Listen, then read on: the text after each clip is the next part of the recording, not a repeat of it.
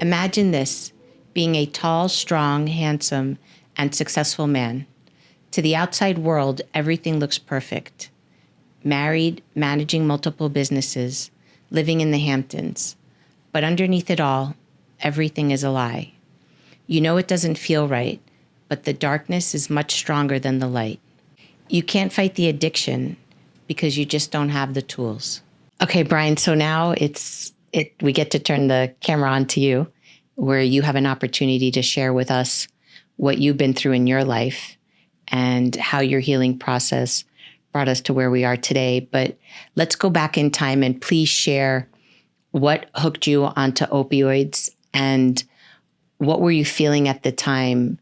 Particularly, one would think emotions of guilt, shame, and hiding, but let us know what exactly you were feeling at the time and what attracted you to that drug in particular. Well, let me answer the second part of that question first is I had no guilt. At the time, I didn't realize what I was doing to myself, first and foremost, and I didn't realize what I was doing to the ones that loved me. So I had no guilt. I had no shame just because I wasn't processing emotions at that point. You become so numb to the world, and all that you're really living for is the opioids and is that drug. So that became my main focus. I didn't really process at any point. I mean, I saw when things were getting worse, where I was doing more, but I never thought about the ending. I never thought, how am I going to get out of this? How am I going to stop doing this? I never processed that. There was a desire to stop, but I never thought out, how am I going to stop? Is it rehab? Is it taking something called Suboxone? I never thought about that. I would have weeks where I would say, okay, I'm going to slow down this week and not take as many. But that never got too far. How exactly I got addicted to this crazy drug is I was never really able to answer that question just yet. I think as I continue to heal, I think that's going to be something that I'm able to answer better at some point. But I don't know what drew me to using this drug. I had been around the drug prior, meaning where I was around people that were doing it years prior. We'll get into a little bit of my story, down the road on the next episode. But I was around it at one point in my life, and I didn't touch it, right? And I always remember the people that I was around at that point, saying, don't ever touch this. And I think I understood why, but that didn't help me when I made the decision to start using. When you start using opioids, it becomes a whole different ballgame, right? And so I was always in and out of doing drugs from the time I went to college. Recreationally smoking marijuana, and then later in college using cocaine and MDMA and other drugs like that. But when you use opioids, it's a whole different ballgame, and that's not to compare it to other addictions. It does something to your mind, to your body, and to your soul that is kind of unexplainable, right? And it numbs everything. Why it's so detrimental is that when you're on opioids and when you're fully addicted to opioids, you think it feels good. You think at the time it's the best feeling in the world. Your body feels good. You think that your thoughts feel good, and really in reality, you're numb to everything. Slowly but surely, it's killing your internal body, your internal system. So I don't know exactly what drew me to it. I did use not the excuse, but I've answered that question before with saying that. So I was prescribed Adderall for my attention deficit, and I was using Adderall first as prescribed, but then just like everything else, I abused it, and I think I started becoming addicted to Adderall, which was a high, right? So that would wake me up. That would make me have better attention. It was helping me to work, but I was overusing that. So my excuse, and again, my answer to starting to use opioids was that I wanted something to level that off and to go to sleep.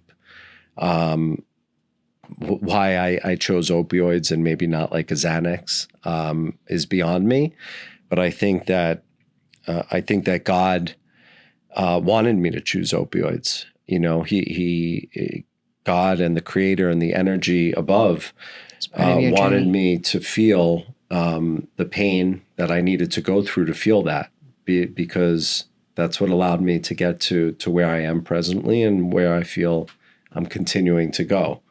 So I think it was planned for me, as sad as it may seem, but kind of grateful that I did go through what I went through.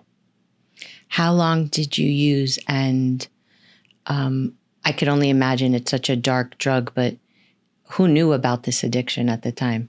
Right. So I used for about 4.5 years. Nobody knew, just me and the person that I was buying them from, just me and my drug dealer knew. Wow. So essentially it's you and that person, you know, he knows the darkest secret about me at that time.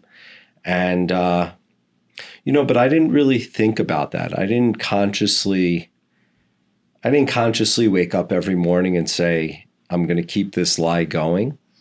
You know, subconsciously you create patterns and you create systems around how to hide it. But it's not a malicious thought, right? Mm-hmm. So I'm not maliciously trying to hurt my parents or trying to hurt my partner at the time, you know. That wasn't thought out at the time.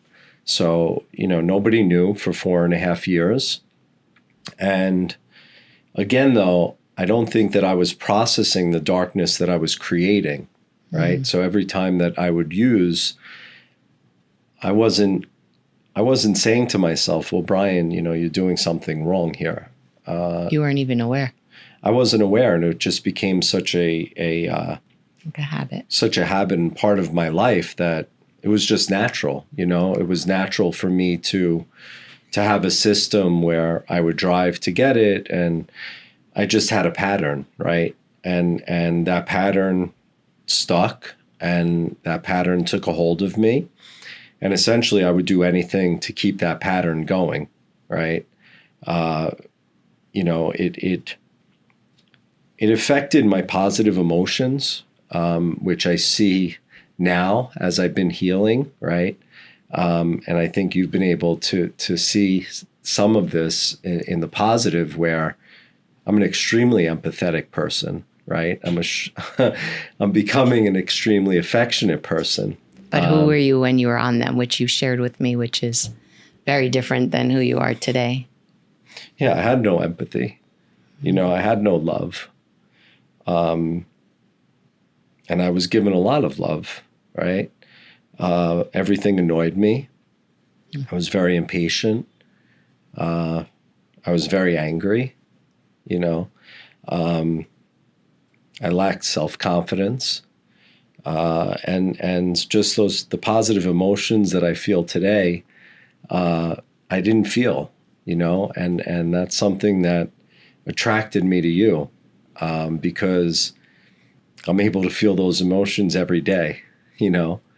The love that you've taught me to have just with myself has been able to help me show up more for you and show up more for our community. You know, I didn't feel like I had a purpose, and that was all just created from my own mind. Mm-hmm. You know, the people that I were around were and are amazing people. You know, my partner at the time, she didn't do anything to make me feel less than, you know.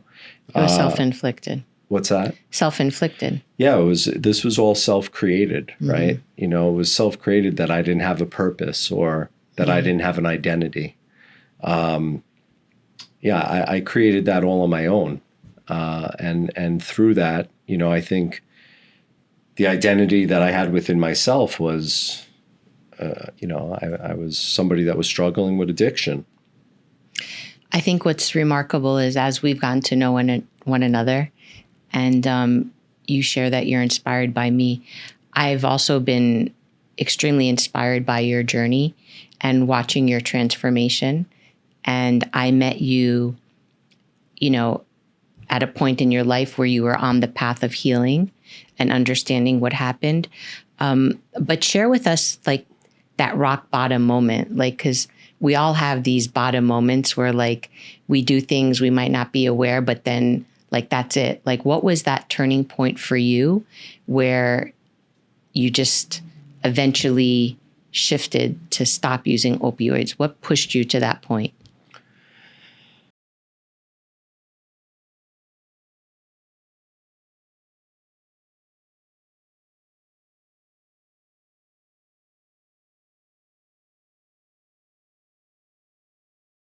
Was when it all came out, right? Was when I finally got caught, essentially. Being exposed. Right. Once it became exposed to my partner at the time, to my wife at the time, is when it was like it was like something was lifted off my shoulders at that point. Like a relief? Yeah, there was it was very relieving. But still at that point, I didn't know what was to come. I didn't know. I had hit rock bottom before in my life. You know, we'll get into that further along the line of our discussions together and as we're introducing ourselves to the world. But what I knew from other rock bottom moments in my life was to just fix it right away, right? And not figure out what needs to be fixed. Just go right back into the rat race of trying to fix everything and not understanding that, you know, you need to fix yourself first and foremost. Correct. Before you could fix the outside world. So it really didn't, it really took me kind of up until recently where I figured out that I needed to start fixing myself. Essentially once it came out, the process at that point was, I got help right away with getting into the best treatment program there is.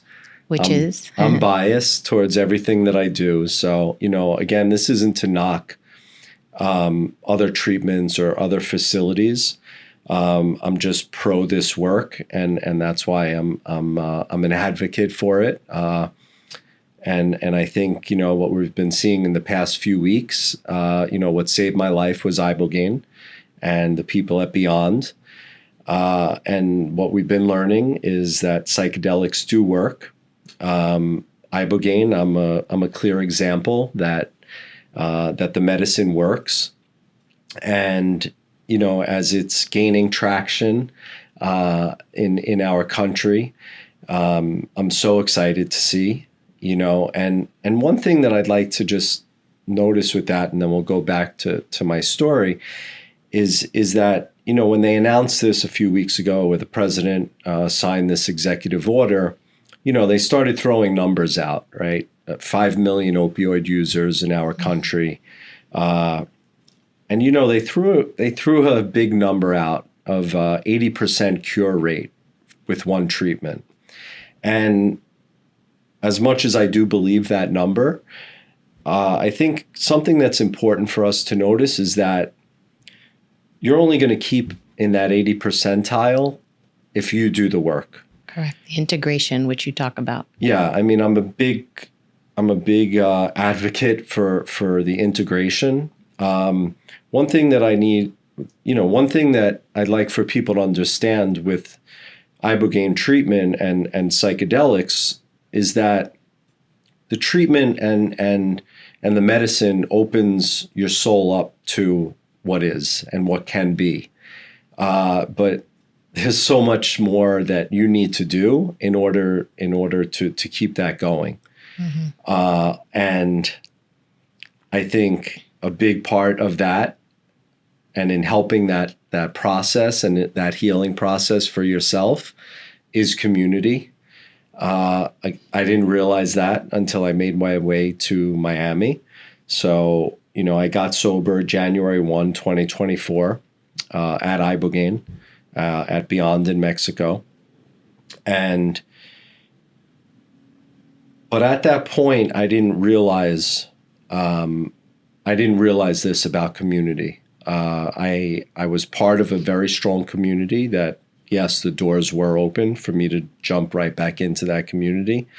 But I had to go through that humility, and I had to go through that shame and the heartache and the deception that I created.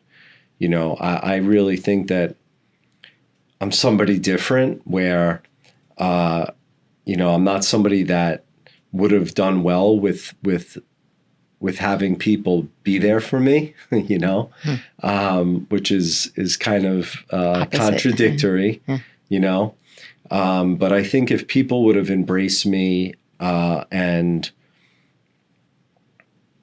let's just say, forgave me right after this had happened, I don't think I'd be here now speaking to you. I think that I would have felt suffocated and forced to change at that point. Coming out of the treatment of Ibogaine, and I don't want to go too deeply into this conversation, because we'll touch on it in a more specific conversation. But coming out of the treatment, really what I felt was that the medicine of Ibogaine was able to take the opioids out of my system. I physically felt that it was taken out of my bloodstream, meaning where I had no withdrawal symptoms, meaning where my thoughts were also not thinking about the drug immediately thereafter.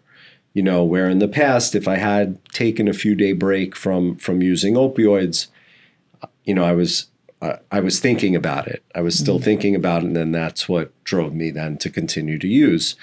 What I felt a main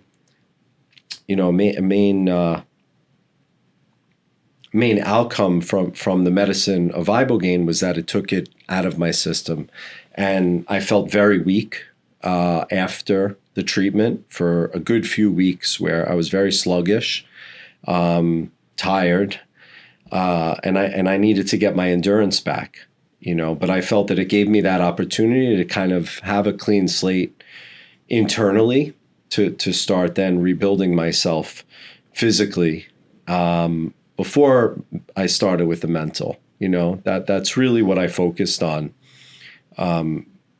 Coming out of the treatment was to physically get better. So I still wasn't focusing on the mental component of what I had done, both to others and to myself. That took me some time. Yeah. I think that it's to me, it's the most fascinating part of your journey, what you shared with me, just how it left your system, how the medicine helped it cleanse your system. Because I think the perception of addiction and drug use is that people will relapse. And you have shared with me with such conviction that you don't even consider yourself an addict anymore. And I think that's really the most beautiful part of your whole journey, that you had this opportunity to transform your life. Right. And there's so much more we're going to talk about, but just to interject 1 second, I don't want to cut you off. No, I get in trouble for that. No. But I just want to clarify that. I don't think of myself as an opioid addict or as a drug addict anymore. I'm not somebody that is going to go into an AA room and say I am an addict. Correct. However, I think that I've been able to change my addiction. And we've seen some cases where I've gotten a little, I don't want to say addicted, but I've had a certain sense with my prayer and with my connection to God where, we had to take a step back and talk about it, and where like addictive tendencies, you mean? Right. I mean, there's addictive tendencies where I always think that I have to go the extreme. Go to the extreme, right? And so I think that that's important for people to understand. Of course, because one might I understand think that I still have an addictive personality. Correct. However, I know strongly that I'm no longer an opioid addict. Correct, and you're channeling that addiction into healthier, hobbies, habits, etc. Right. Yeah, I think that's really powerful for people to understand that transformation is possible. And I'd like to end this part of the session with you sharing, like, to people who think that they can't change, what do you have to say to them? Or to people that might be listening, that might be so deep into their own addictions, because you're 47 now, right? And you were able to overcome obstacles that sadly maybe many people can't. So what is your message briefly to those that are listening, if they have this opportunity to hear your journey? How can you inspire them to believe that they too can change? Well, first of all, I don't think that age is a factor. It's something that I had to think about in my healing process, where I said to myself, well, I finally made this decision to change at 45, 46 years old. But I didn't beat myself up over that. It's never too late to change. And I think that's a beautiful part of life, is that we come into life to make transformations, to make corrections. And what I'd like to share to people to help inspire them is to embrace community, be able to have people in your life that you could open up to. Had I done that, maybe it would have been a different story for me, because I had the support of so many loved ones. And I think that's very important to help change is people that are around you that do love you and that could be there for you. And it's never too late, I think if there are people struggling out there, I'm somebody that I love to be there for people. I don't care whether I know them or not. So, this is an opening for me to say that we'd love for people to contact us, right? Absolutely. Because we could help you change. I think that we're just pure examples of that, right? We're out here in Miami and we're actively involved in the community. We love giving back. And we love helping people on anything that they need, as long as they have that desire. Correct. You have to have it within you to want to have that change and to stay consistent with that. But we're here, so follow us. And this is the first of many conversations. We're going to be going back and forth. I'm going to have to start teasing Sabrina a little bit. But in all seriousness, I'm glad that we finally started this. It's long overdue. And thank you for everything. Thank you.